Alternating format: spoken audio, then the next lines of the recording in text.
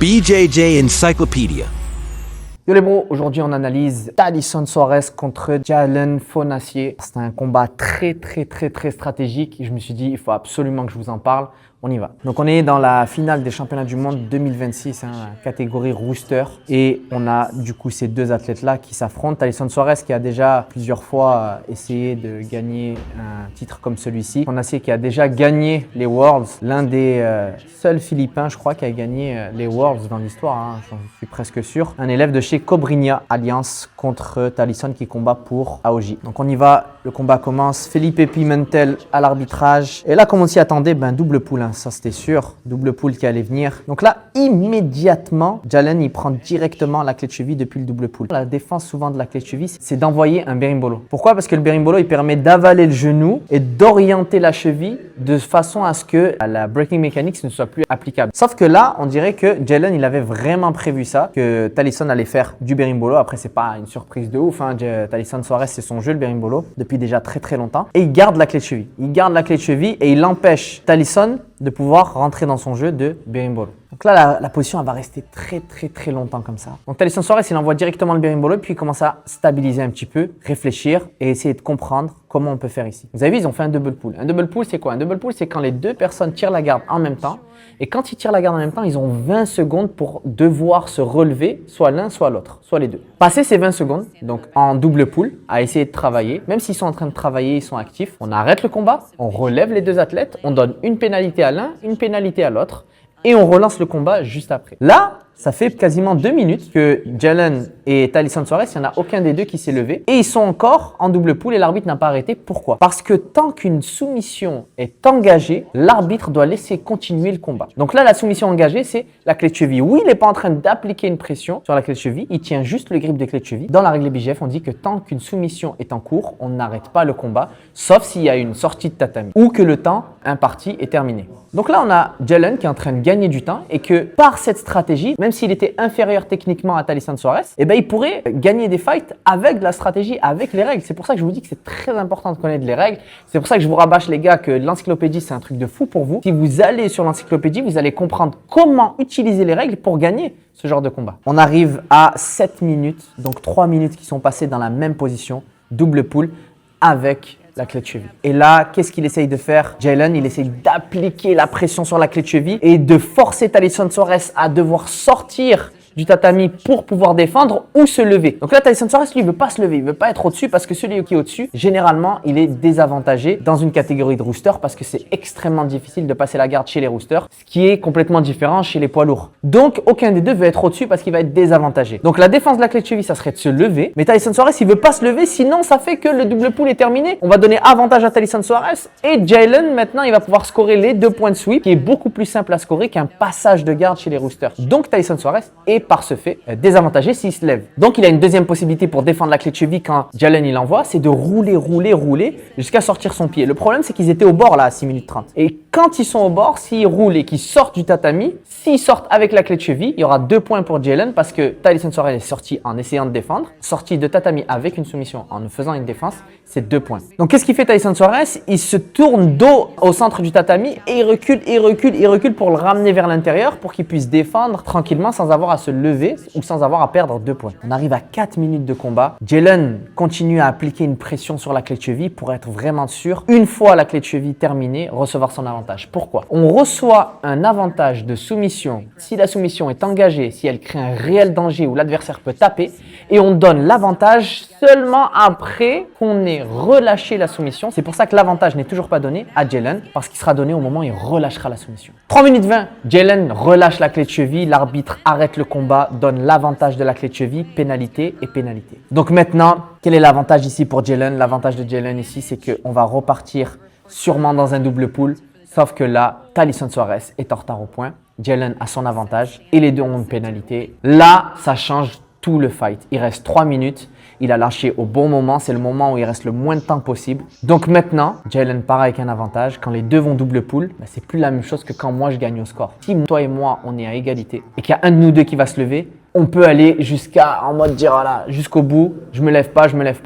Mais maintenant, si toi tu gagnes et que moi je gagne pas, si toi tu as un avantage, moi je l'ai pas, ben, tu es en train de me forcer à me dire lève-toi sinon tu vas perdre. Et regardez ce qu'il va faire Tyson Suarez juste après. C'est très très très malin. Feinte, feinte. Et là, boum, double pull. Super, on est sûr comme ça qu'il n'y a pas de points de takedown sur le double pull. Là maintenant, Jalen va essayer de récupérer encore une fois la clé de cheville, mais Tyson Suarez, qu'est-ce qu'il fait? Il contrôle la manche, il lui dit non mon petit, pas deux fois. Donc Tyson Suarez, qu'est-ce qu'il va faire? Il essaie de faire la même stratégie, il a essayé de prendre une clé de cheville là, à 2 minutes, à 3 minutes. Il essaie de prendre une clé de cheville pour dire moi aussi je vais te mettre un avantage de clé de cheville, comme ça je suis tranquille. Jalen a été prêt à ça, il n'a pas donné la cheville. Paro. Pénalité, avantage parce qu'à partir de la deuxième pénalité, dans les règles du BJF, à partir de la deuxième pénalité, l'adversaire reçoit un avantage. Donc pénalité, pénalité, avantage, avantage. Feinte encore, histoire de ne pas se manger un double leg ou un takedown sur le tirage. Double pull. Double pull pour la 3e fois du combat. Jalen essaie de récupérer encore la clé de cheville. Tyson Suarez, il a compris. On ne va pas te la donner 2 fois. Donc, il essaye quand même de spammer ça à Jalen et de gagner du temps. Lui aussi, Tyson essaye de prendre la clé de cheville, il essaie de reproduire un petit peu la même stratégie. Il ne reste plus beaucoup de temps. L'arbitre, il se baisse comme ça pour vérifier qu'il n'y a pas de soumission. Paro. 3e pénalité. Dans les règles BJF, à partir de la 3e pénalité, l'adversaire recevra 2 points. Donc, dans ce cas de figure où les deux ont fait double pull et qu'ils ont la 3e pénalité tous les deux, 3e pénalité, 2 points. 3e pénalité, 2 points. Encore une fois, double pull. Avec la bonne posture pour éviter les problèmes de takedown. Et il reprend une clé de cheville. Tyson Suarez essaie de refaire berimbolo. Ils arrivent au bord du tatami, il ne peut plus berimbolo. Donc, il va rester dans cette position-là pour éviter les problèmes. Et là, Jalen obligé de se lever. Pourquoi ici, Jalen, il se lève? Regardez ce qu'il s'est dit, Tyson Suarez. Il s'est dit, ah ouais, tu veux jouer à la stratégie? Eh bien, on va jouer à la stratégie. 4e fois qu'il double pull, qu'est-ce qui se passe? Dans les règles du BJF, à la 4e pénalité, la personne sera disqualifiée. Donc là, il s'est assis, Tyson Suarez, et il lui a dit, regarde, tu veux jouer la stratégie? Eh bien, je me lève pas. Et si tu te lèves pas aussi, eh bien, l'arbitre, il va dire paro, il va faire ça, DQ, ça, DQ, et ciao, tous les deux, on rentre chez nous. De toute façon, je vais perdre. Si je me lève, il se dit ça, Tyson Suarez, il dit, de toute façon, si je me lève, je vais perdre. Ben, je me lève pas. Voilà. Comme ça, maintenant, même si c'est toi qui es en train de gagner, on est en train d'inverser les rôles. Maintenant, si tu te lèves pas, ben, tout ce que tu as fait, ça sert à rien parce qu'on va se faire disqualifier tous les deux. Donc là, ils restent assis tous les deux. Et là, Jalen, il se dit, non, je suis obligé de me lever. Si je me lève pas, je me fais DQ alors que c'est moi qui gagne. En gros, Tyson Suarez, il dit, on meurt tous ou rien. Soit on meurt tous les deux, soit rien, moi je reste là. Je reste assis. Donc Jalen Fonacier va se lever. Maintenant, qu'est-ce qu'il va enclencher directement? Tyson Suarez, il essaie de jouer avec le lapel parce qu'il sait que c'est son jeu. Il va pouvoir vite renverser. Jalen, il retire la jambe et il commence à faire le passage que tout le monde connaît maintenant. C'est marquer des points, la stratégie, la tactique que tout le monde connaît. Marquer des points, prendre les 2 pantalons, se mettre loin et faire droite, gauche, droite, gauche, droite, gauche avec les jambes le plus éloignées possible pour pouvoir avoir accès à De La Riva, reverse De La Riva, clé de cheville, etc. Il va faire ça jusqu'à la fin du temps imparti. Là, il fait un super mouvement, Tyson Suarez. Il va venir voir que le corps de Jalen, il est trop en avant. Donc, droite, gauche, droite, gauche, droite, gauche. Quel est le contre à ça? Tirer encore plus le corps en avant. Donc, ça va être des collar drag, des loop choke, etc. Et se relever en même temps. Et c'est ce qu'il fait là ici, Tyson Suarez. Il tire par rapport au déséquilibre du corps de Jalen. Il le tire en avant. Il se relève. Et il commence à envoyer un sweep. Jalen, il a essayé de s'asseoir. Pourquoi il s'assoit là, Jalen? Je pense qu'il s'est dit, on est tous les deux debout, je vais tirer la garde.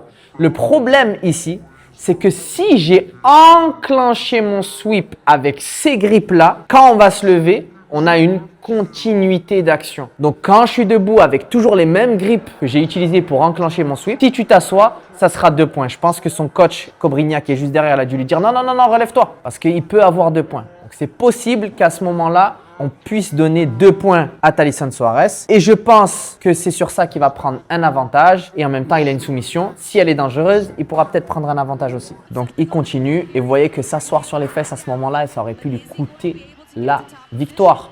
L'importance de connaître les règles. L'importance de connaître les règles, les gars. Donc là, Tyson Suarez, il a un bras-tête. Il essaye de mettre une soumission. L'arbitre se baisse pour voir est-ce qu'il y a un loop choke, est-ce qu'il y a un danger de soumission ou non.